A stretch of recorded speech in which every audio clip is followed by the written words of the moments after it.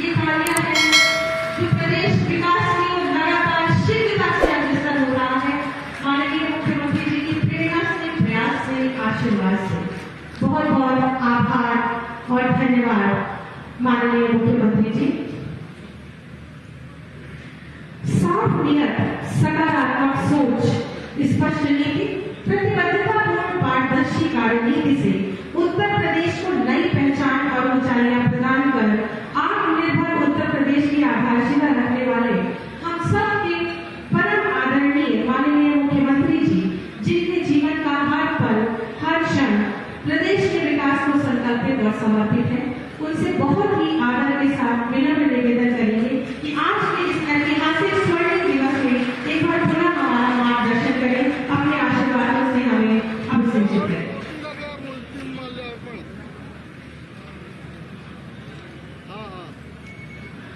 भारत माता की जय, भारत माता की जय, भारत माता की जय।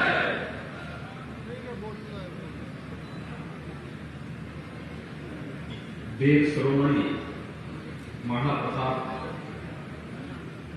की मूर्ति के लोकार्पण,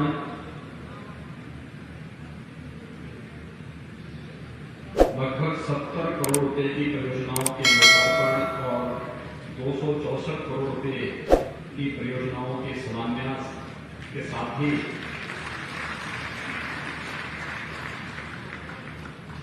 प्रयागपुर के राजा महाराजा रुद्रेंद्र विक्रम सिंह जी की मूर्ति के अनावरण कार्यक्रम के लिए आज विशेष रूप से आयोजित आज के समारोह में मेरे साथ यहाँ मंच पर उपस्थित प्रदेश के जल शक्ति मंत्री डॉक्टर महेंद्र सिंह जी, जनपद बहराइच के प्रभारी मंत्री समीर राजभर जी, प्रदेश में सहकारिता आंदोलन को एक नई दिशा दे रहे मेरी सरकार में ही सहयोगी मंत्री श्री मुकुट बिहारी वर्मा जी, लोकप्रिय सांसद श्री छेवरलाल गौड़ जी, मान्य विधायकगण श्रीमती अनुपमा जायसवाल जी, श्री सुरेश्वर सिंह जी, श्री सुभाष त्रिपाठी जी, श्रीमती माधुरी वर्मा जी, श्रीमती सरोज सोनकर जी, भारतीय जनता पार्टी के जिला के अध्यक्ष श्री श्यामकरण टेकड़वाल जी, पूर्व विधायक श्रीमती नीलम सिंह जी, राजा प्रयागपुर श्री जयेंद्र विक्रम सिंह जी और आज के इस कार्यक्रम में उपस्थित भारी संख्या में बहराइच से उपस्थित सभी भाइयों बहनों, कल होलिका दहन है और परसों होली उत्सव का कार्यक्रम है। होली के ठीक एक दिन पहले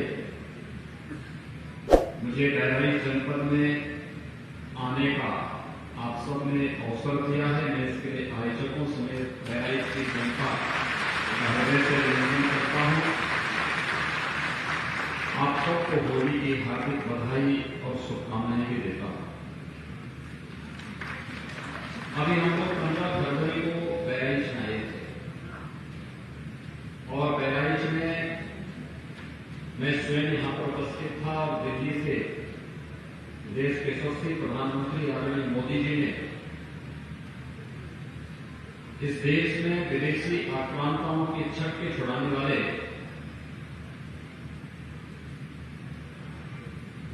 महाराज सुहेलदेव के भव्य स्मारक के कार्य का यहां पर शिलान्यास संपन्न किया था। इससे पहले मुझे यहां आने का अवसर प्राप्त हुआ था जब बहराइच को एक मेडिकल कॉलेज यहां पर केंद्र और प्रदेश सरकार ने मिलकर उपलब्ध कराया था और मुझे इस बात की प्रसन्नता है कि हम लोगों ने बहराइच के मेडिकल कॉलेज के हॉस्पिटल का नामकरण पाला कृषि के नाम पर और मेडिकल कॉलेज का नामकरण महाराज सुहेलदेव के नाम पर रख करके अपने पूर्वजों का पुण्य स्मरण हथियार जिनके कारण आज हम सब सुरक्षित हैं और स्वाधीनता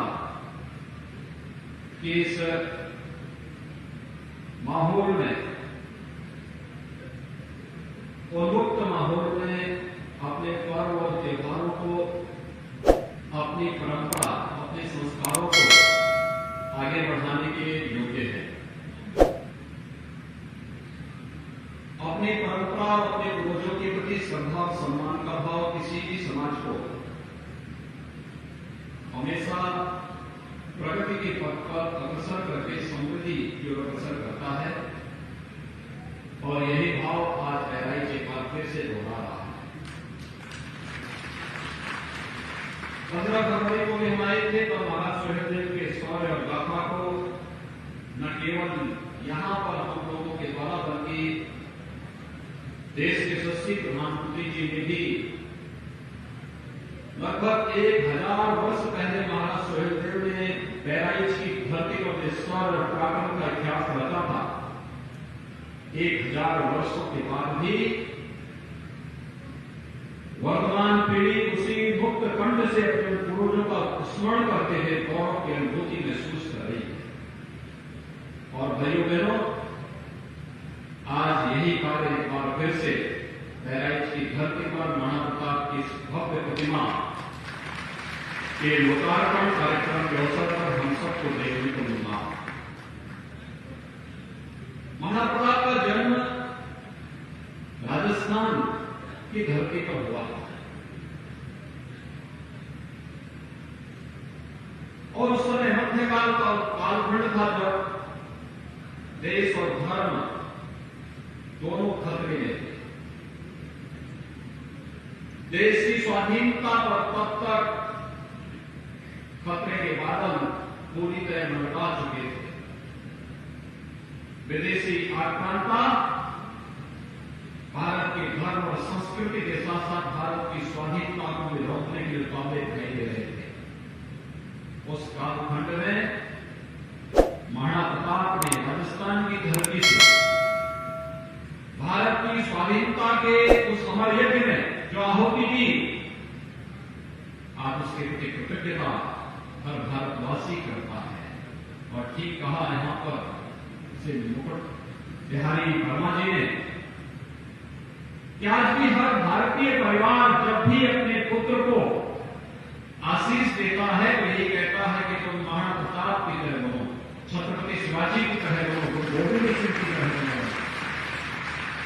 यानी मातृभूमि के प्रति श्रद्धा और समर्पण का यह भाव युगों युगों तक व्यक्ति को जीवित बना देता है, अमर बना देता है। और यह जीवंतता हम सबको आज फिर एक बार बहराइच की धरती पर देखने को मिला है। ये मेरा सौभाग्य है कि बहराइच में मुझे बार बार आने का अवसर प्राप्त हुआ। और भाइयों बहनों, अतीत के जिस कालखंड में बहराइच के आपके पूर्वजों ने ये लड़ाई लड़ी थी, वो लड़ाई उस कालखंड में थी जो पूरे देश की चेतना को झकझोरने वाली थी, चेतना को जागृत करने वाली थी। बहराइच की 1000 वर्ष पूर्व उस लड़ाई को अगर पूरे देश ने समझने का प्रयास किया होता तो मुगल आक्रांता देश के अंदर कहीं पैर रखने का ही कोई साहस नहीं कर पाते। और महाराज सुहेलदेव का तो जो त्याग और बलिदान था वो तो उसी बात को लेकर के था। उन्होंने जब सालार मसूद को पूरी सेना के साथ संहार किया था, लगभग 150 वर्षों तक कोई विदेशी आक्रांता भारत की धरती पर हमला करने का दुस्साहस नहीं कर पाया। जब भी भारत की जवानी बोलती है और मातृभूमि की रक्षा के लिए लड़ाई लेती है तो देश के दुश्मन ऐसे ही मौन होते हैं जो शौर्य और पराक्रम 1000 वर्ष पहले इस धरती ने दिखाया था। और आज मैं धन्यवाद दूंगा कि हम शौर्य और पराक्रम की इसी गाथा को आगे बढ़ाते हैं। मैंने कोई स्थल ऐसा नहीं देखा है कि जहां लगभग 1.5 महीने के अंतराल में 2 ऐसे राष्ट्रीय महापुरुषों के स्मारक और उनकी प्रतिमाओं को स्थापित करने के कार्यक्रम एक घंटे में आगे बढ़ते जा रहे हैं। और साथ साथ यहां पर 2 ही क्यों, हमने तो आज यहां पर प्रयागपुर के राजा पूर्व विधायक स्वर्गीय राजा रुद्रेंद्र विक्रम सिंह जी की प्रतिमा का भी आज हम यहां पर विमोचन किए हैं। उस कालखंड में भले ही भारत एक राजनीतिक इकाई का रहा हो, लेकिन राजे रजवाड़ों ने मिलकर के भारत की स्वाधीनता के लिए, उसे क्षुण्य बनाए रखने के लिए, जब भी अंग्रेजी भी एकजुट होकर के उस लड़ाई को आगे बढ़ाया, विदेशी आक्रांताओं का मुंहतोड़ जवाब देने और उन्हें युद्ध के मैदान में विदेशी आक्रांताओं को भागने के लिए मजबूर जरूर होना पड़ा है। भारत की यही तो सनातन धर्म की सबसे बड़ी विशेषता है। हमने हर एक गलती के परिमार्जन का भी अवसर दिया, उसके परिष्कार का भी अवसर दिया, और जब भी आवश्यकता पड़ी है तो समाज को एक नई चेतना के साथ फिर से खड़े होते हुए पाया है। कौन सा ऐसा कालखंड है जिस कालखंड में भारतीय मानस ने अपनी चेतना को जागरूक रहते हुए भारत की स्वाधीनता के लिए निरंतर संघर्ष न किया हो। उत्तर से दक्षिण तक, पूर्व से पश्चिम तक, राजमहल से लेकर के वनवासी क्षेत्रों में निवास करने वाले उन लोगों के बीच में भी आप जाइए। झारखंड में अगर आप जाएंगे, भगवान बिरसा मुंडा के त्याग और बलिदान की कहानी कुछ नई ही रूप में हमें संदेश देती है। आप सुदूर नागालैंड में जाइए। नागालैंड ने देश की स्वाधीनता के लिए उस कालखंड में वहां की रानी ने जो योगदान दिया था, ये किसी से छुपा हुआ नहीं है। ऐसे ही आप देश के अंदर जाइए। आप अभी पिछले दिनों में झांसी के अंदर जाने का अवसर प्राप्त हुआ था। झांसी के अंदर 1857 के प्रथम स्वतंत्र समर में रानी लक्ष्मीबाई ने देश की स्वाधीनता की कमान अपने हाथों में लेकर के जो लड़ाई देश के प्रथम स्वतंत्र समर की लड़ी थी, अवंतीबाई ने, झलकारी बाई ने, उदा देवी ने जो एक संघर्ष किया था, ये गौरव गाथा आज भी हम सबको आगे बढ़ने के लिए निरंतर प्रेरित करती है। और मैं बहराइच वासियों को बधाई देता हूं कि उस गौरव गाथा को एक निरंतरता बनाए हुए है। मेरी हार्दिक इच्छा थी कि मैं प्रयागपुर में जाकर के स्वर्गीय राजा रुद्रेंद्र विक्रम सिंह जी की मूर्ति के अनावरण के कार्यक्रम में वहीं पे भाग लूं, लेकिन आप राजनीतिक व्यस्तता के कार्यक्रमों को देख सकते हैं और होली के कार्यक्रमों के कारण भी स्वाभाविक रूप से कल कोई सार्वजनिक कार्यक्रम हो भी नहीं पाएगा। और ये कार्यक्रम पूर्व निश्चित था, इसमें एक साथ ये सभी कार्यक्रम हो रहे हैं। और मुझे बताते हुए प्रसन्नता है कि बहराइच के चित्तौड़ा नामक स्थान पर, जहां पर महाराज सोहेलदेव के भव्य स्मारक का निर्माण कार्य प्रारंभ हो रहा है, प्रधानमंत्री जी ने जिसका शिलान्यास किया है, चित्तौड़ा नामक स्थान ही है जहां पर विदेशी आक्रांताओं को मुंहतोड़ जवाब देते हुए महाराज सोहेलदेव के नेतृत्व में हिंदू राजाओं ने उन विदेशी आक्रांताओं को धूल चटाने का काम किया था, उनका संहार किया था। वो चित्तौड़ा की ही भूमि है और चित्तौड़ा की वो भूमि महाराज प्रयागपुर ने ही प्रदेश सरकार को ट्रस्ट, महाराज सोहेलदेव के नाम पर ट्रस्ट बनाने के लिए उपलब्ध कराई है। इसलिए मैं महाराज प्रयागपुर को इस बात के लिए हृदय से धन्यवाद दूंगा कि उनके द्वारा उनके पूर्वजों की भूमि पर हम महाराज सोहेलदेव के भव्य स्मारक का निर्माण कार्य कर रहे हैं। और यह स्मारक भारतीय जनमानस को एक लंबे कालखंड तक मातृभूमि की रक्षा के लिए निरंतर प्रेरणा और प्रकाश प्रदान करती रहेगी। यह आज के दिन पर मैं आप सबसे इस स्मारक के माध्यम से प्रेरणा हमें निरंतर प्राप्त हो रही है। भाइयों बहनों,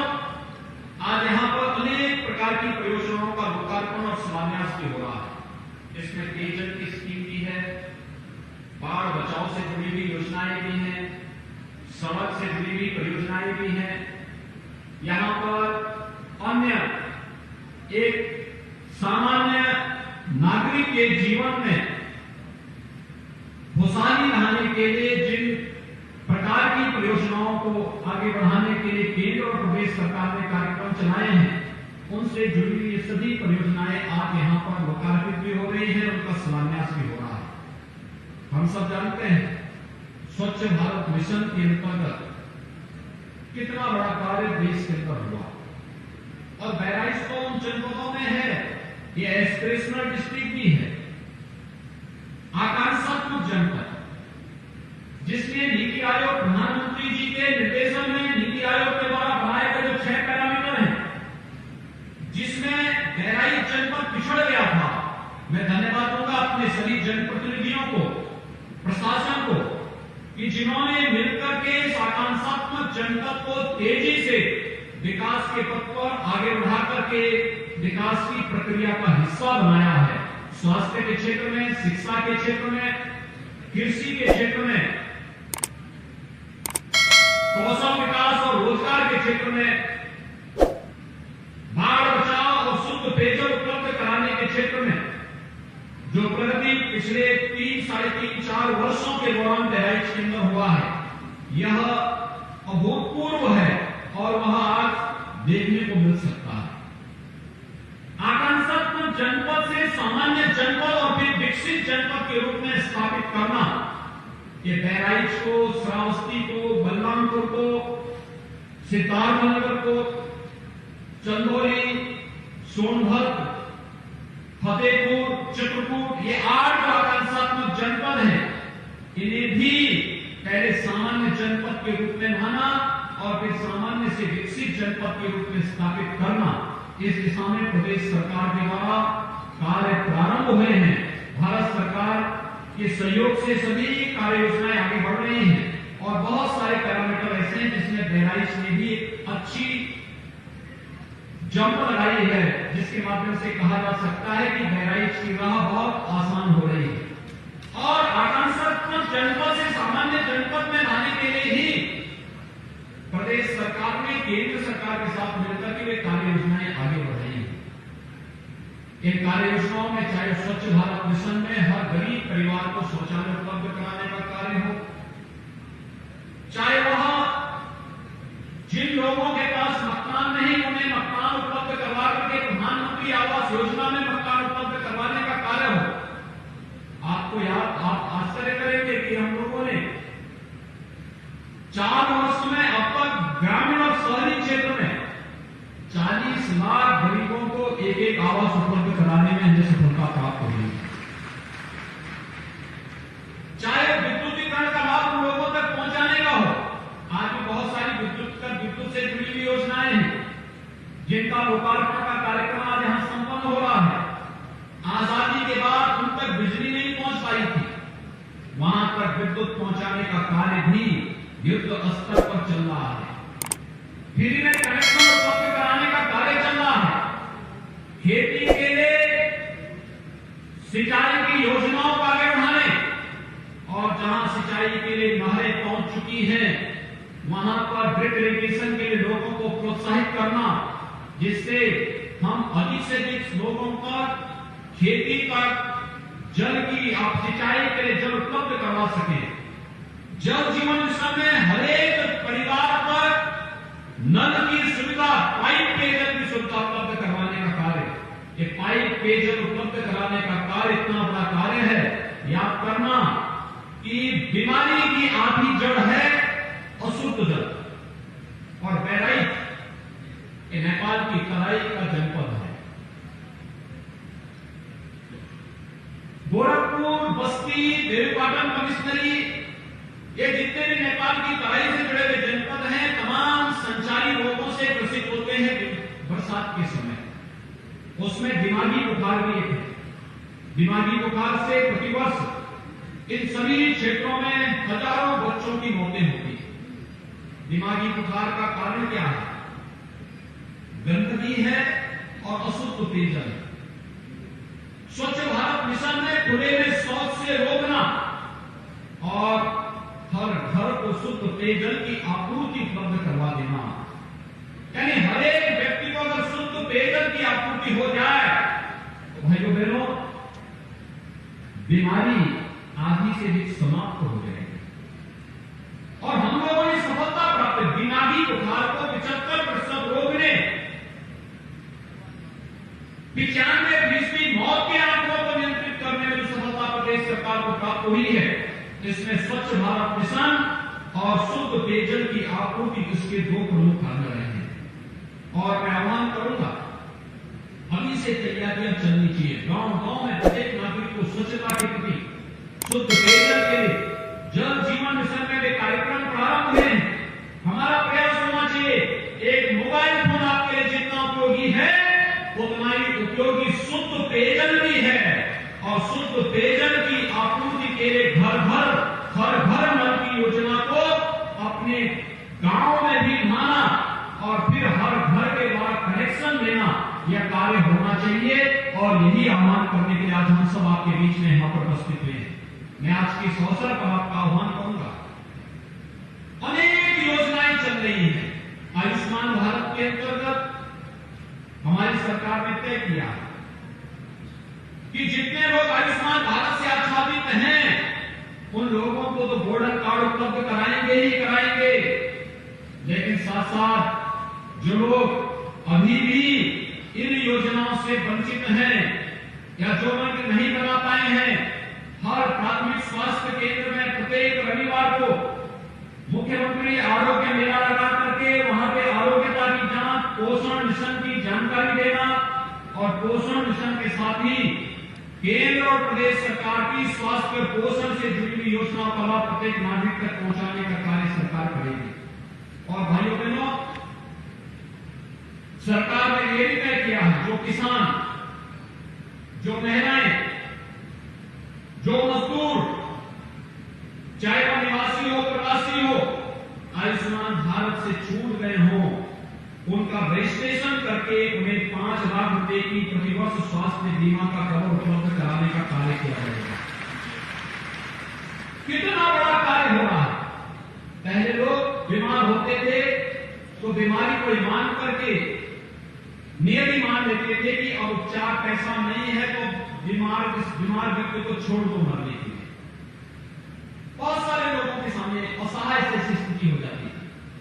आज तो हम लोग हर महीने, यानी मैं पिछले 4 वर्षों में जिस भी गरीब परिवार में किसी जनप्रतिनिधि ने किसी ने आवेदन भी किया है कि वो बीमार है, उसको उपचार के लिए पैसा चाहिए, हमने जिलाधिकारी से इसे प्रमाणित करवा करके जो भी कागज मेरे पास आए हैं, ऐसे लगभग 900 करोड़ रुपए उन गरीब परिवारों के उपचार में खर्च किए हैं जिनके पास कोई देखभाल करने वाला नहीं। और आज तो प्रधानमंत्री मोदी जी के कारण आयुष्मान भारत की योजना आ चुकी है। आयुष्मान भारत की योजना में हर गरीब परिवार को 5 लाख रुपए सालाना स्वास्थ्य बीमा का कवर उपलब्ध कराया जा रहा है। मैं आप सबसे आह्वान करूंगा, इस स्वास्थ्य बीमा की कवर के साथ आप सभी जुड़े, हर गरीब परिवार को जुड़े, उसके कार्ड निःशुल्क उपलब्ध कराए जा रहे हैं और व्यापक पैमाने पर बनाए जाने चाहिए। इन पैनल हॉस्पिटल में आप जाएंगे, कार्ड को जो जमा करेंगे उस आधार पर सारी स्वास्थ्य सुविधा आपको फ्री में वहां मिलती हुई दिखाई देगी। एक बड़ा कार्य इस अभियान के साथ जुड़ने की है और उस अभियान को और तेजी के साथ आगे बढ़ाने की है। गांव-गांव में हमें नागरिकों को जागरूक करना पड़ेगा और इसमें खासतौर पर महिला सशक्तिकरण की दिशा में जो प्रयास प्रारंभ हुए हैं, महिला सामर्थ्य नाम की घोषणा हम लोगों ने प्रारंभ की। इसमें महिला स्वयंसेवी समूह मिलकर इस कार्यक्रम को आगे बढ़ा सकती है। जैसे झांसी में बरेली मिल्क प्रोड्यूसर ने किया, बरेली मिल्क प्रोड्यूसर में महिलाओं का समूह है, उन्होंने वहां पर महिलाओं के समूह को दुग्ध उत्पादन के साथ जोड़ करके वहां पर वे गांव-गांव में घर-घर से गाय या भैंस का दूध एकत्र करती हैं और फिर उसे डेयरी तक उपलब्ध करवाने का कार्य करती हैं। 1 वर्ष में बरेली मिल्क प्रोड्यूसर ने 46 करोड़ का टर्नओवर किया है, व्यवसाय किया है 46 करोड़ का और 2 करोड़ का नेट प्रॉफिट कमाया है। यह कार्य गहराई से जुड़ी हुई महिला स्वयंसेवी समूह भी इस प्रकार का कार्य कर सकती है। अलग अलग प्रकार की परिस्थितियां होंगी, अलग अलग जगहों पर अलग अलग कार्यक्रम आगे बढ़ाए जा सकते हैं और मैं आह्वान करूंगा इस कार्यक्रम के साथ जुड़ करके हम इन योजनाओं को तेजी के साथ आगे बढ़ाएंगे। आकांक्षात्मक जनपद बहराइच विकास की नई ऊंचाइयों पर पहुंच सके, इसलिए बेहतरीन स्वास्थ्य केंद्र के रूप में प्रधानमंत्री जी के करकमलों से हम लोगों ने महाराज सुहेलदेव यहां गवर्नमेंट मेडिकल कॉलेज का लोकार्पण का कार्य हम संपन्न कर चुके हैं। मेडिकल कॉलेज विशेषज्ञ चिकित्सा सुविधा का एक केंद्र होता है। धीरे धीरे करके वहां पर जब विशेषज्ञ चिकित्सक और इससे जुड़े हुए विशेषज्ञ वहां पर आएंगे, आप देखेंगे कि बहराइच और आसपास के जनपद के लोगों को चिकित्सा सुविधा के लिए लखनऊ, दिल्ली या मुंबई नहीं जाना पड़ेगा, बल्कि आसपास के जनपद के लोग आपके बहराइच में आएंगे। और बेनीपाटन कमिश्नरी की दृष्टि से बड़ी समृद्धशाली है। इस कमिश्नरी के 4 जनपद हैं और 4 जनपदों में 3 मेडिकल कॉलेज हम दे रहे हैं। बहराइच में मेडिकल कॉलेज बनकर के तैयार हो चुका है। बलरामपुर में और गोंडा में भी हम लोग मेडिकल कॉलेज दे रहे हैं। अन्य कमिश्नरी में कहीं नहीं होगा कि 4 जनपदों में 3 में मेडिकल कॉलेज बन रहे हैं। और कोई क्या आज से 5 साल पहले कल्पना नहीं करता था कि बहराइच में भी मेडिकल कॉलेज होगा या गोंडा में भी मेडिकल कॉलेज होगा या बलरामपुर में भी मेडिकल कॉलेज होगा, कोई कल्पना नहीं करता था। एक सकारात्मक सोच, एक सकारात्मक दिशा में आगे बढ़ाने का प्रयास। ये जो परियोजनाएं हैं, कहीं सड़क की, कहीं पेयजल की, कहीं शौचालयों के निर्माण की, घर घर शौचालय बनाने के बाद हर ग्राम पंचायत में एक सामुदायिक शौचालय बनाया जा रहा है। सामुदायिक शौचालय में देखभाल की व्यवस्था गांव की एक महिला को सौंपा जा रहा है और उस महिला को 6,000 रुपए हर महीने देने का काम भी हम लोग ग्राम पंचायत निधि से उपलब्ध करवाने का कार्य किया जा रहा है।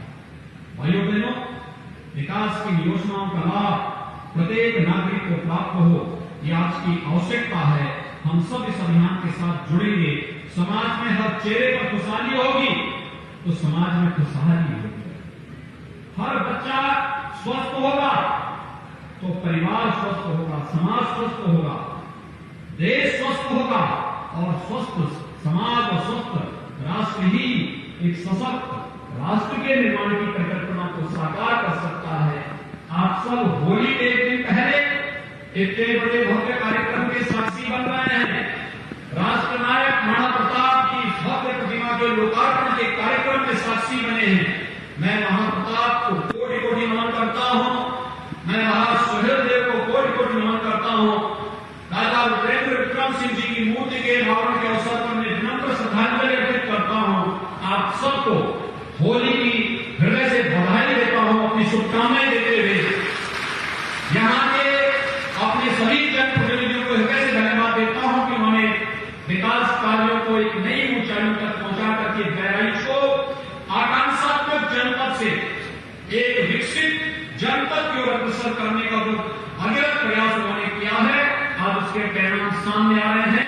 उस परिणाम के लिए बधाई देते हुए आप सबको एक बार फिर से होली की मंगलमय शुभकामनाएं। धन्यवाद। जय हिंद, जय श्री राम। बहुत बहुत आभार और धन्यवाद माननीय। आपकी प्रेरणादायक उद्बोधन। विकास जब होता है तो उसके साथ रोजगार भी साथ आता है। रोजगार भी इसके साथ होगा और रोजगार हर एक नागरिक के चेहरे पर खुशहाली लाने का एक माध्यम बनता है। मैं इस अवसर पर चौक के सभी नागरिकों को, जिन्हें नगर पंचायत मिली है, पनियरा, परकावल, ब्रिजमनगंज के सभी नागरिकों को, इनसे जुड़े हुए हमारे जो विधायक और माननीय सांसद हैं, इन सबको भी हृदय से बधाई देता हूं। आप सबके प्रति मैं अपनी शुभकामनाएं देता हूं। वास्तव में पर्व और त्योहार हम सब की खुशहाली का आधार बने, यही तो भारतीय मनीषा की मंशा थी। पर्व और त्योहार हर्ष और उमंग के माध्यम हमारे होने चाहिए। ये हर्ष और उमंग केवल एक विशिष्ट आयोजन के साथ ही न हो, बल्कि हमारे जीवन का हिस्सा बने। जीवन की सुगमता प्रधानमंत्री मोदी जी ने इसीलिए उस पर जोर दिया कि हर गरीब को मकान मिले, हर गरीब को शौचालय मिले, हर गरीब के घर तक विद्युत का कनेक्शन आ जाए, हर घर विद्युत को रसोई गैस का कनेक्शन मिल जाए, हर गरीब के यहाँ पर्यटन की सुविधाओं का विकास हो। यानी विकास हर एक स्तर पर होना चाहिए। और विगत 4 वर्ष के दौरान प्रदेश के अंदर जो विकास हुआ वह आप सबके सामने है। हमारे माननीय सांसदगण, विधायकगण, पदाधिकारीगण प्रदेश सरकार के 4 वर्ष के कार्यकाल के उपलक्ष्य में आपके बीच में आए होंगे। इन्होंने उस समय बताया होगा कि सरकार की कार्य पद्धति कहां से प्रारंभ हुई। मार्च 2017 में सरकार बनने के बाद हम लोगों ने सबसे पहला कार्य ही किया था किसानों का कर्ज माफी का। और मुझे अनुमान है कि अकेले महाराजगंज जनपद में 1 लाख किसान परिवारों का कर्ज माफी का कार्यक्रम संपन्न हुआ था। लगभग 1 लाख के आसपास की संख्या, इतनी बड़ी संख्या में। इसका मतलब 1 लाख का मतलब 5 लाख लोग सीधे सीधे उस योजना के अकेले महाराजगंज जनपद में लाभान्वित हुए। आज हम प्रदेश के अंदर जब प्रधानमंत्री आवास योजना की बात करते हैं तो प्रधानमंत्री आवास योजना में प्रदेश के अंदर ग्रामीण और शहरी क्षेत्रों में 40 लाख लोगों को एक आवास उपलब्ध करवाया गया। हर गरीब के सिर ढकने के लिए छत हो जाए, एक आवास उपलब्ध हो जाए, उसके जीवन में एक नई उमंग और एक नई आशा देखने को मिलती है। यह क्षेत्र महाराजगंज, कुशीनगर, देवरिया, गोरखपुर, सिद्धार्थनगर, बस्ती, संत कबीर नगर, ये सभी जनपद ऐसे थे जो हर वर्ष 15 जुलाई के बाद से लेकर के मध्य नवंबर तक, जहां पर मस्तिष्क ज्वर से हजारों बच्चों की मौत होती थी,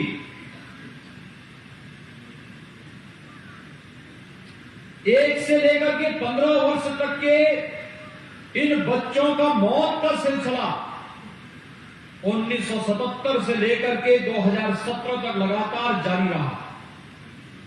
लेकिन भाइयों बहनों, जो लोग आपको जाति के नाम पर बांटते हैं, जो लोग मत और मजहब के आधार पर बांटने का कार्य करते हैं, इन लोगों ने कभी भी इन सभी क्षेत्रों में होने वाली मौतों पर संवेदना दिखाने का प्रयास नहीं किया।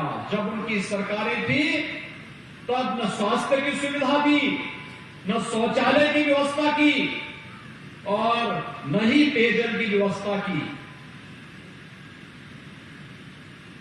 2017 में जब सरकार आई थी 2,61,00,000 लोगों को हम लोगों ने उसके बाद एक शौचालय उपलब्ध करवाया।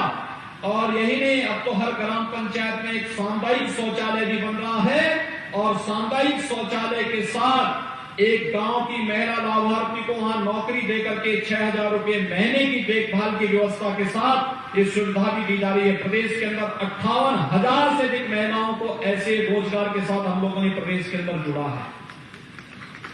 यानी ये कार्यक्रम, ये स्वच्छ भारत अभियान का कार्यक्रम जिसमें घर घर शौचालय बनाए गए, इसने स्वच्छता के प्रति आम नागरिक को प्रेरित किया।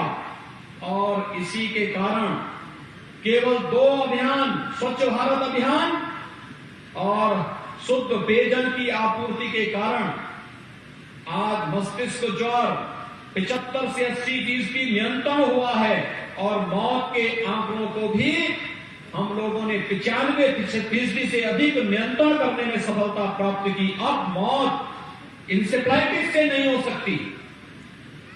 इंसेफ्लाइटिस ने जो सफलता मॉडल प्रदेश सरकार ने खड़ा किया, आज उसका हम लोगों ने पिछले 1 वर्ष के अंदर, जब दुनिया कोरोना से मर रही है, आपने देखा होगा अमेरिका दुनिया की सबसे बड़ी ताकत, सबसे विकसित देश, 33 करोड़ की आबादी अमेरिका की है, 5 लाख से ज्यादा लोग मर चुके हैं कोरोना से।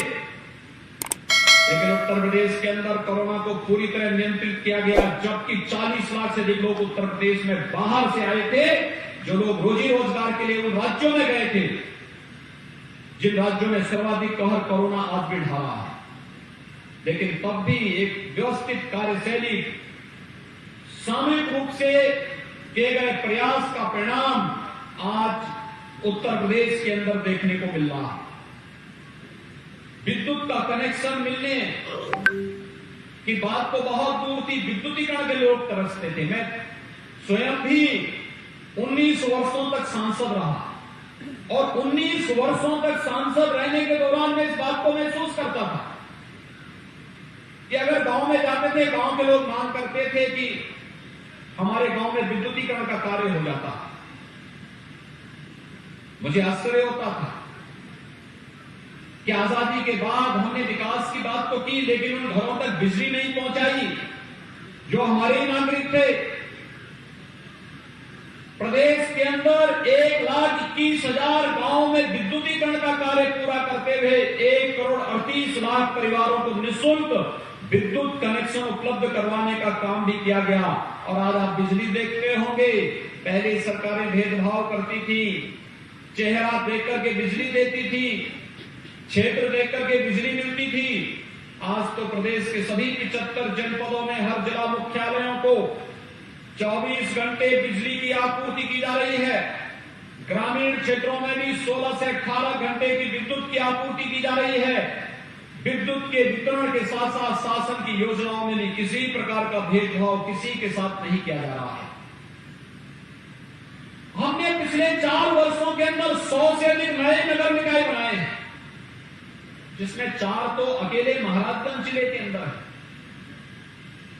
ये नगर निकाय लोगों के जीवन स्तर को उठाने के लिए, विकास की एक नई सोच पैदा करने के लिए, रोजगार की संभावनाओं को आगे बढ़ाने के लिए। जब चौक ग्राम पंचायत थी तब एक सफाई कर्मी चौक में रहा होगा, लेकिन अगर नगर पंचायत बन गया है, अब दर्जनों सफाई कर्मी चौक में लग जाएंगे जो स्वच्छता के अभियान के साथ जुड़ेंगे। सड़कें चौड़ी होंगी, जल निकासी की व्यवस्था होगी, पर्यटन विकास की संभावनाएं बढ़ेंगी, बस स्टेशन बनेंगे, यहाँ पे नगर पंचायत का अपना कार्यालय होगा और कार्यालय एक मिनी सचिवालय के रूप में कार्य करेगा। वहां पर सभी प्रकार की बुनियादी सुविधाएं गांव के लोगों को, गांव इस क्षेत्र के लोगों को, नगर पंचायत चौक से जुड़े हुए लोगों को चौक में ही उपलब्ध होती हुई दिखाई देंगी।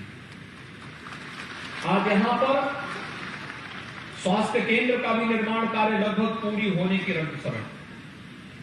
पर्यटन केंद्र के रूप में यहां पर चौक में बाबा गोरखनाथ मंदिर और माई सुनाड़ी में सुनाड़ी देवी के मंदिर का पुनरुद्धार का कार्य हो रहा है। अन्य जितने भी ऐसे केंद्र हैं जो हमारी आस्था के केंद्र बिंदु हैं, उनके पर्यटन विकास को आगे बढ़ाया जा रहा है।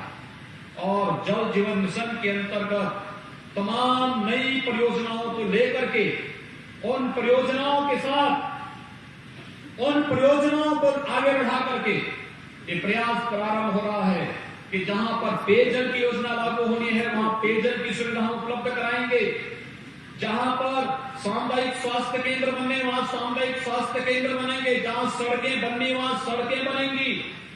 अब तो हम लोग नेपाल के बॉर्डर के साथ साथ एक बॉर्डर रोड का भी निर्माण कार्य करने जा रहे हैं, जो महाराजगंज जिले से प्रारंभ हो रहा है, ठूटीबाड़ी के पास से प्रारंभ हो रही है। और ये मार्ग आपको यहीं पर बैठ करके अपने वाहन से आपको सीधे पीलीभीत तक लेकर के चला जाएगा, उत्तराखंड के साथ जोड़ने का कार्य कर देगी। ये यहां के लोगों की सुविधा के साथ साथ सुरक्षा की दृष्टि भी इस क्षेत्र में पुलिस की पेट्रोलिंग के लिए, एसएसबी की पेट्रोलिंग की दृष्टि भी महत्वपूर्ण होगा, जिससे कोई भी व्यक्ति यहां की सुरक्षा के साथ सेंध नहीं लगाने पाएगा। और नहीं तो इस सीमावर्ती क्षेत्रों में हमें आना पड़ता था, यहां पे आकर के हमें आंदोलन करना पड़ता था, यहां पर तमाम प्रकार की आपराधिक गतिविधियों को अंजाम देने वाले तत्व सीमा के इस पार उस पार अव्यवस्था फैलाते थे और आम नागरिक परेशान होता था, किसान परेशान होता था, नौजवान बदनाम होता था, बहन और बेटियों की सुरक्षा में सेंध लगती थी, वे घबराई भी रहती थी। आज तो ऐसा नहीं हो सकता। आज तो हर व्यक्ति खुश है, सर्वत्र खुशहाली का माहौल है और खुशहाली के इस माहौल को आगे बढ़ाने के लिए प्रदेश सरकार उसी स्तर पर कार्य करते हुए आज आगे बढ़ रही है। मुझे आज प्रसन्नता है कि चौक बाजार में जो गांव था, बड़ा गांव था, लोग बहुत दिनों से मांग कर रहे थे कि चौक में यहां पर ये नगर पंचायत हो जाती तो अच्छा रहता। मैं धन्यवाद दूंगा चौक गांव के लोगों को और उसके आसपास से जुड़े हुए उन गांव के लोगों को जो चौक नगर पंचायत में शामिल हुए हैं, जिन्होंने बहुत सहजता के साथ ग्राम पंचायत से अब नगर पंचायत की तरफ लोग बढ़े और विकास अगर अच्छी दिशा में आप लोग किए तो आज तो नगर पंचायत बनी है, इसके बाद नगर पालिका बनेगी और आबादी 5 लाख से ऊपर जब किसी नगर पालिका परिषद की हो जाती है तो नगर निगम भी बन जाता है। नगर निगम बनने का मतलब सभी प्रकार की आधुनिक सुविधा वहां पर उपलब्ध होती हुई दिखाई देती है, व्यक्ति का जीवन स्तर बढ़ता है, रोजगार और नौकरी की संभावनाएं बनती हैं। ये सभी चीजें एक साथ जुड़ती हैं। यहां पर नई नई चीजें बनेंगी, नई नई चीजें देखने को मिलेंगी। आपने विगत 4 वर्षों के दौरान बदलते हुए महाराजगंज को, बदलते हुए चौक बाजार को, बदलते हुए इस क्षेत्र के अन्य क्षेत्रों को देखा होगा। ये परिवर्तन एक शाश्वत व्यवस्था का हिस्सा बनना चाहिए और उस परिवर्तन के हम सब साक्षी बन सके, इस भाव के साथ ही आज मैं यहां पर होली के एक दिन पहले आया हूं। याद रखना, हमारे पर्व हर उमंग और उत्साह के होते हैं।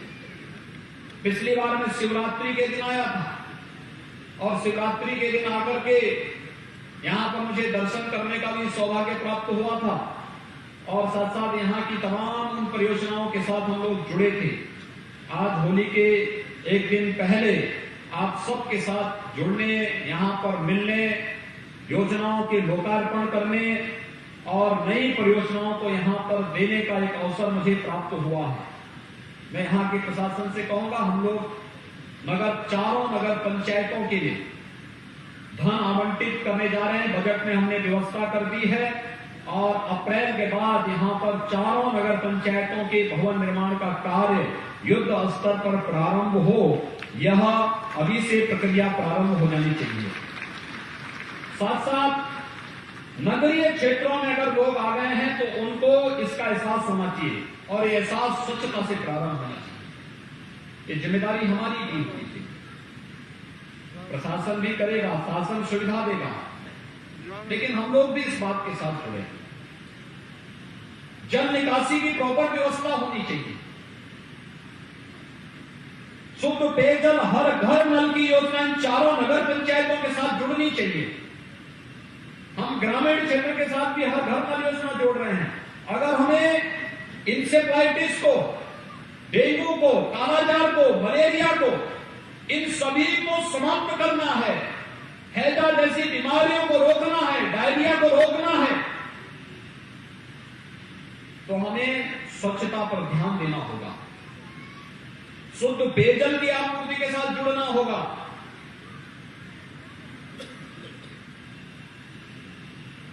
प्रधानमंत्री आवास योजना के साथ इन कार्यक्रमों को आगे बढ़ाना पड़ेगा। चौक नगर पंचायत में, परतावल में, पनियरा में, दुश्मनगंज में प्रधानमंत्री आवास जिन्हें मिल गया था वे तो सौभाग्यशाली हैं ही, जिन्हें नहीं मिल पाया है अब नगर पंचायत का हिस्सा हो गए हैं और यहाँ पे नियमों में शिथिलता देते हुए व्यवस्था बनाई गई है कि जिनकी वार्षिक आय 3 लाख से कम है और उनके पास अपनी जमीन है, या पात्रता की श्रेणी में वो आ सकते हैं, या अगर किसी का पुराना जर्जर मकान है, झोपड़ी है, उसको भी प्रधानमंत्री आवास योजना के लिए अंदर अनुमन्य कर दिया गया है। इन चारों नगर पंचायतों के साथ साथ यहाँ की जितने भी नगर निकाय हैं, जिला प्रशासन को चाहिए उन ऐसे लाभार्थियों की सूची तैयार करते हुए उन्हें प्रधानमंत्री आवास योजना का लाभ देना चाहिए, जिससे हर गरीब के पास अपना मकान हो सके। अच्छी सुविधा होनी चाहिए, स्ट्रीट लाइट लेनी चाहिए, लाइट जलती हुई दिखाई देनी चाहिए, सड़कें चौड़ी और अच्छी होनी चाहिए। प्लानिंग और विकास के साथ हम सबको जुड़ना होगा। ये विकास होगा तो हर एक के जीवन में खुशहाली आएगी। मैं महाराजगंज जनपद के अपने माननीय सांसद और विधायकों को इस बात के लिए भी धन्यवाद दूंगा कि आजादी के बाद प्रदेश के अंदर लगभग 100 के आसपास गांव ऐसे थे जिन गांवों में कोई सुविधा नहीं प्राप्त हो पाई थी, उन्हें बनटांगिया गांव कहते थे। और आज महाराजगंज के ही लगभग 18 गांव हैं जिन्हें हमने राजस्व गांव घोषित करके उनका नाम मतदाता सूची में भी डलवाया है। पहली बार वहां प्रधान का चुनाव होने जा रहा है। इस बार पहली बार प्रधान का चुनाव लोग करेंगे आजादी के बाद, और प्रधान के चुनाव के साथ ही वहां पर सड़क की सुविधा दी जा रही है। ज्यादातर लोगों को मुख्यमंत्री आवास योजना में हम लोगों ने आच्छादित कर दिया है। आजादी के बाद पहली बार उन्हें राशन कार्ड की सुविधा मिली है। उन गांवों में विद्यालय बन रहे हैं, स्वास्थ्य केंद्र बन रहे हैं, वृद्धावस्था पेंशन, विधवा पेंशन, निराश्रित महिला पेंशन, दिव्यांगजन पेंशन की सुविधा का लाभ उन लोगों को उपलब्ध कराया जा रहा है। और महाराजगंज जनपद के तो बनटांगिया गांव में एक मिसाल प्रस्तुत की है कि हम यहाँ पे कॉन्ट्रैक्ट फार्मिंग करेंगे। सामुदायिक खेती के माध्यम से कई गुना आमदनी चुकंदर उत्पादन के क्षेत्र में उन्होंने एक नए अन्य कदम को उठाते हुए यहाँ के किसानों की खुशहाली के लिए भी कार्य करना प्रारंभ कर दिया है। ये है प्रगति का मापदंड। सरकार ने उन्हें राजस्व गांव घोषित किया और इन गांवों ने अपनी मेहनत से प्रशासन के साथ और जनप्रतिनिधियों के सहयोग और सानिध्य से आज वहां पर कॉन्ट्रैक्ट फार्मिंग करना प्रारंभ कर दिया है। ये कॉन्ट्रैक्ट फार्मिंग कई गुना उनकी आमदनी को बढ़ाएगा। जो लोग आज किसानों को गुमराह करने का कार्य कर रहे हैं, मैं उनसे पूछना चाहता हूं कि उन्हें कम से कम महाराजगंज के बनटांगिया गांव में आकर के देखना चाहिए कि कॉन्ट्रैक्ट फार्मिंग कैसे होती है। और जो लोग शहरों में रह करके शहरी मूर्ख बनना चाहते हैं कि कॉन्ट्रैक्ट फार्मिंग का मतलब किसान की जमीन को ले लेना, इससे बड़ी बेवकूफी और क्या हो सकती है। कॉन्ट्रैक्ट फार्मिंग का मतलब किसान की संपत्ति और उनकी जमीन को लेने से नहीं है, बल्कि किसान को एक उनकी अपनी एक सोसाइटी बना करके उसके माध्यम से जब आप खेती प्रारंभ करेंगे तो उसको मैकेनाइज खेती भी कर सकते हैं। ज्यादा खेती को एक साथ अगर लोग करना प्रारंभ करेंगे तो उस खेती से वह नए तरीके, नए आधुनिक तरीके अपना करके कम लागत में ज्यादा उत्पादन करना प्रारंभ करेंगे। और जब भी ज्यादा उत्पादन खेती से प्रारंभ होगा तो ये ज्यादा उत्पादन स्वाभाविक रूप से उन किसानों के जीवन में नया परिवर्तन लाने का काम करेगा। उन्हें मुनाफा ज्यादा कमा, यानी 2 गुना से कई ज्यादा दाम लोग कमा सकते हैं। मैं पिछले दिनों गोरखपुर में ही था। मैं गोरखपुर में एक किसान ने अपने 2 बीघा खेत में, उनौला का किसान है, पिपराइच विधानसभा क्षेत्र में, पिपराइच विकास खंड का ही वो गांव भी है। उनौला का वो किसान 2 बीघा खेती में स्ट्रॉबेरी की खेती किया और वह एक प्रदर्शनी में किसान, जिस दिन किसान कल्याण मेला था गोरखपुर में, जब मैं उसका उद्घाटन करने के लिए गया तो मैंने पूछा वहां पर, मैं अचानक उस स्टॉल में गया और मैंने उस किसान से पूछा, मैंने कहा स्ट्रॉबेरी कहां से आया? उसने कहा मैं उत्पादन कर रहा हूं। मैंने कहा कहां? उसने कहा उनौला में, उनौला गांव में। मैंने कहा कितने में आपने किया? उसने कहा 2 बीघा में। मैंने कहा कुछ मुनाफा हुआ? उसने कहा हाँ। मैंने कहा कितने? उसने कहा 2 बीघा में 14 लाख का मैं स्ट्रॉबेरी बेचा हूं। 14 लाख का, मात्र 6 महीने के अंदर 14 लाख की स्ट्रॉबेरी बेचा हूं, 8 लाख का नेट प्रॉफिट कमाया हूं। भाइयों बहनों, ये प्रॉफिट अन्य किसान भी कमा सकते हैं। कहीं स्ट्रॉबेरी लगा करके, कहीं ड्रैगन फ्रूट लगा उसका उत्पादन करके, कहीं पर केले की खेती। केले तो महाराजगंज और आपका कुशीनगर जनपद पहले से विख्यात है। सब्जी की खेती करके यहां पर पहले से ही गन्ने की खेती को यहां के लोग विगत 100 वर्षों से अधिक समय से गन्ने की खेती कर रहे हैं। यहाँ की जो पुरानी चीनी मिलें थी, वे चीनी मिलें भी 1905 से लेकर के 1920 और 30 के बीच में लगी थी। ये घुगली की चीनी मिल, आनंदनगर की चीनी मिल, सिसवा की चीनी मिल, ये जो पुरानी चीनी मिलें थी, ये उतनी पुरानी थी। इसका मतलब गन्ने की खेती उससे पहले से थी और गन्ने की खेती के माध्यम से उत्पादन, अधिक मुनाफा कमाना यहां के किसान पहले से करते थे। आज कॉन्ट्रैक्ट फार्मिंग का जो कानून है वह प्रधानमंत्री जी ने बार बार कहा है वह एक विकल्प है, बाध्यता नहीं। किसान को लगता है उसे लाभ मिलेगा तो करे, नहीं लगता तो किसान कतई किसी के साथ कॉन्टैक्ट न करें, उस पर निर्भर करेगा। लेकिन कुछ लोग जिन्हें विकास अच्छा नहीं लगता, वे लोग किसानों के कंधों पर बंदूक रख करके अव्यवस्था और अराजकता का माहौल पैदा करने का प्रयास कर रहे हैं। हम लोगों ने पिछले वर्ष धान का क्रय किया था 52 लाख मीट्रिक टन और अधिनियम लागू होने के बाद इस बार किसानों से धान क्रय हम लोगों ने किया था 68 लाख मीट्रिक टन, यानी लगभग 16 लाख मीट्रिक टन अधिक धान की क्रय किया। एमएसपी किसान के खाते में दिया। कहा जा रहा है कि मंडियां बंद हो जाएंगी।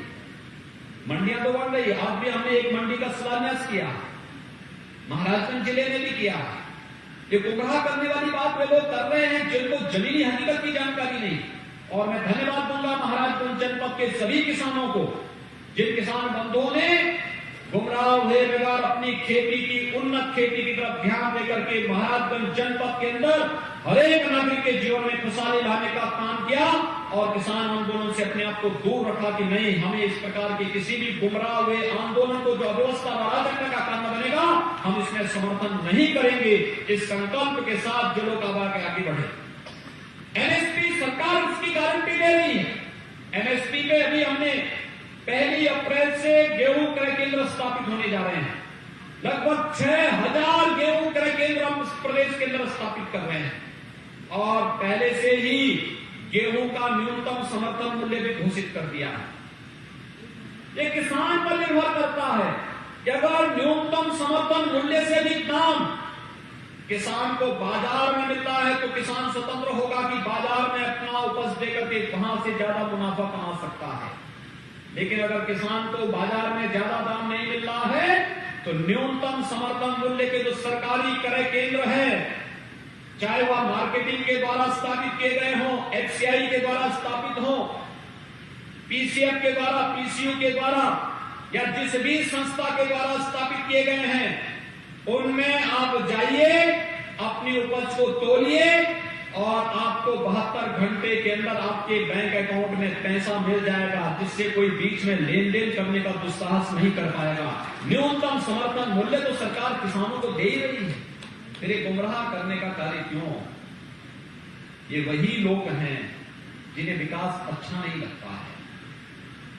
आज तो देश के अंदर हाईवे बन रहे हैं, रेलवे की लाइन बिछ रही है, एम्स बन रहा है, आईआईटी बन रहे हैं, आईआईएम बन रहे हैं।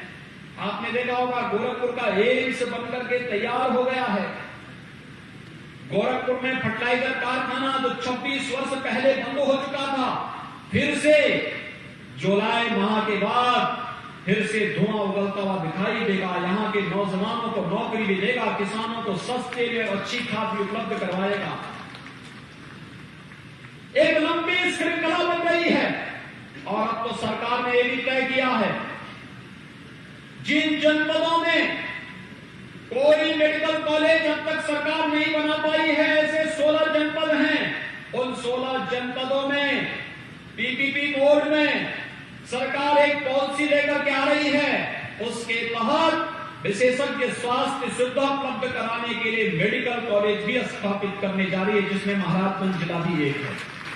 भाइयों बहनों, ये प्रत्येक नागरिक के जीवन में बेहतर सुविधा उपलब्ध कराने की सरकार की मंशा का हिस्सा है और मैं यहाँ के जनप्रतिनिधियों को हृदय से धन्यवाद दूंगा कि उनके द्वारा विकास कार्यों में रुचि ली जाती है। ये जो पत्थर में शिलान्यास और लोकार्पण के कार्यक्रम हो रहे हैं, ये इनकी रुचि का परिणाम है कि जहां सड़क नहीं वहां सड़क बनेंगे, जहां पेयजल की सुविधा नहीं वहां पेयजल की सुविधा उपलब्ध होगी, जहां बिजली नहीं पहुंच पा रही है वहां बिजली उपलब्ध कराएंगे, जहां पे नगरीय सुविधा की आवश्यकता है वहां नगरीय सुविधा उपलब्ध करवाएंगे, जहां स्वास्थ्य की सुविधा नहीं वहां स्वास्थ्य की सुविधा उपलब्ध कराएंगे, और जहां पर लोग आजादी के बाद से ही बुनियादी सुविधाओं से वंचित थे उन लोगों तक बुनियादी सुविधा उपलब्ध कराने का कार्य करेंगे। यह कार्य बखूबी आज आपके महाराजगंज जनपद में भी हर एक जगह उपलब्ध करवाने का कार्य किया जा रहा है। मैं महाराजगंज जनपद के सभी नागरिकों को लगभग 280 करोड़ रुपए की लागत की परियोजनाओं के लोकार्पण और शिलान्यास कार्यक्रम के अवसर पर हृदय से बधाई देता हूं, अपनी शुभकामनाएं देता हूं। आप सभी को होली की मंगलमय शुभकामनाएं आप सबके लिए व्यक्त करता हूं। होली उत्साह और उमंग का पर्व है और इस उत्साह और उमंग के साथ अपने पर्व और त्योहार को मनाएं। लेकिन मेरी आप सबसे विनती होगी, कोरोना के खिलाफ देश की लड़ाई बहुत अच्छे ढंग से आगे बढ़ रही है। 60 साल से ऊपर के जो भी व्यक्ति हैं वे वैक्सीन जरूर लगवा लें। और 1 अप्रैल के बाद से एक व्यवस्था बनने जा रही है कि 45 साल के ऊपर के लोगों को भी वैक्सीन लगेगा। वैक्सीन लगाने का काम युद्ध स्तर पर आगे बढ़ना चाहिए। मैं जिला प्रशासन से भी कहूंगा कि स्वास्थ्य विभाग और जिला प्रशासन मिलकर के जनप्रतिनिधियों के साथ मिलकर के एक ऐसी रणनीति तैयार कर ले जिससे हर एक व्यक्ति को जो भी 45 साल से ऊपर का है पहले चरण में उनको हम वैक्सीन लगाने का काम समयबद्ध ढंग से आगे बढ़ाएं। लेकिन सावधानी और सतर्कता आवश्यक है। अभी भी बादी लोगों ने वैक्सीन आने के बाद बहुत सारे लोगों ने मास्क हटा दिए। मास्क आपको बचाएगा, इन्फेक्शन से बचाएगा। दूसरा, किसी चीज को आप छूते हैं तो सैनिटाइजर से हाथ साफ कर लें, या सैनिटाइजर नहीं है तो साबुन से पानी से हाथ धो लें। महाराजगंज जिले में तो पानी की कमी भी नहीं है। स्वच्छता और सोशल डिस्टेंसिंग का पालन हर हाल में हमें करना होगा, मास्क लगाना होगा और ये सावधानी निरंतर बनाए रखनी पड़ेगी। याद रखना कि ये सावधानी और सतर्कता ही हमें बीमारियों से बचा सकती है और बीमारी में उपचार से महत्वपूर्ण बचाव होता है। अगर ये बचाव का कार्य आप कर सकेंगे तो बहुत अच्छा होगा, क्योंकि कोरोना में संक्रमण तीव्र है। जो नया स्ट्रेन आया है भी महाराष्ट्र के अंदर बहुत खराब स्थिति है, पंजाब के अंदर बहुत खराब स्थिति है, तमाम अन्य राज्यों में, केरल में, कर्नाटक में, राजस्थान में बहुत अच्छी स्थिति नहीं, दिल्ली में भी बहुत अच्छी स्थिति नहीं। पंचायत चुनाव को देखते हुए, पर्व और त्योहारों को देखते हुए बड़ी संख्या में लोग आएंगे। जो लोग रोजी रोजगार के लिए उन राज्यों में है वो आएंगे। सतर्कता और सावधानी आवश्यक है। कोई भी व्यक्ति आता है आप इसकी जानकारी जिला प्रशासन को दीजिए। जिला प्रशासन उनको ट्रेस करे और फिर उनकी टेस्टिंग कर ले। जो भी संदिग्ध हो आरटीपीसीआर का टेस्ट उनका जरूर हो जाए। अगर उन्हें कोरोना का कोई भी लक्षण उनके अंदर दिखाई देता है, या तो घर में व्यवस्था है तो एक अलग कमरे में उनकी रहने की व्यवस्था, खाने पीने की व्यवस्था, टॉयलेट की अलग सी व्यवस्था हो जाए। घर में व्यवस्था नहीं तो आप हॉस्पिटल में जाइए, फोन करिए, एम्बुलेंस आएगी, हॉस्पिटल में आपको ले जाएगी। हॉस्पिटल में सभी सुविधाएं फ्री में है, दवा से लेकर के, और वहां पे खाने पीने रहने की सारी सुविधा फ्री में उपलब्ध कराई जा रही है। मैं आह्वान करूंगा कि हम सावधानी और सतर्कता कोरोना के प्रति जरूर रखें। पर्व और त्योहार ये हर्ष और उमंग के त्योहार जरूर हैं, उल्लास के जरूर हैं, लेकिन हमें सावधानी और सतर्कता के प्रति आगाह भी कर रहे हैं। हम लोग होलिका दहन का कार्यक्रम कल करेंगे, लेकिन होलिका दहन बुराइयों को समाप्त करने का, बुराइयों को छोड़ने का आयोजन होना चाहिए। खुले में शौच नहीं करेंगे, गंदगी नहीं करेंगे। कहीं बाल विवाह है तो बाल विवाह नहीं होने देंगे, कहीं छूत और अस्पृश्यता का भाव है तो इसको नहीं पनपने देंगे। समाज में कहीं कोई कुरूति है उस कुरूति को दूर करेंगे। एक भाव पैदा होना चाहिए, समाज के प्रति एक आत्मीयता का भाव होना चाहिए, विकास के प्रति एक सोच होनी चाहिए, देश के प्रति एक सोच होनी चाहिए। और इस सोच को आगे बढ़ाने के लिए ही आज हम सब यहां पर उपस्थित हुए हैं। मैं एक बार फिर से महाराजगंज वासियों को 280 करोड़ रुपए की परियोजनाओं के लोकार्पण और शिलान्यास के लिए हृदय से बधाई देता हूं। जनप्रतिनिधियों ने जो प्रयास किया है इन योजनाओं को लाने के लिए, इसके लिए उनकी प्रशंसा करते हुए उन सबको हृदय से धन्यवाद देता हूं। चौक वासियों को विशेष रूप से, जिन्हें नगर पंचायत मिली है, नगर पंचायत के साथ यहाँ तमाम प्रकार के कार्य होते हुए दिखाई दे रहे हैं। आगे भी विकास के कार्य तीव्र गति से आगे बढ़ेंगे, इस विश्वास के साथ मैं आप सबको हृदय से बधाई और शुभकामनाएं देता हूं। होली की मंगलमय शुभकामनाएं आप सबके प्रति। धन्यवाद। जय हिंद, जय जय श्री राम।